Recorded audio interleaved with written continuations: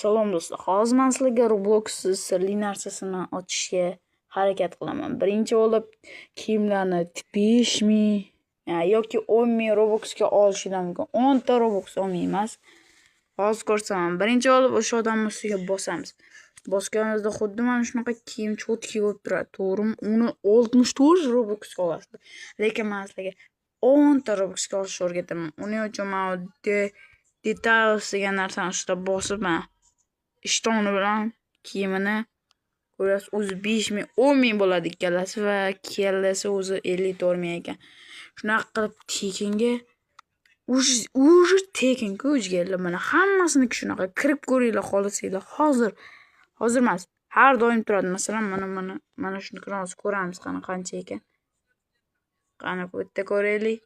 Yo buni ko'rma. Bu predmet deydi. Bu vaqtinchaligami deyman, bilmayman u. Mana shunaqa qilib olishinglar mumkin jiyanlar. Buni agar bu juda ham kam desanglar, mana serialda bosasizlar mana. Juda ham ko'p, bunaqadan вообще ko'p.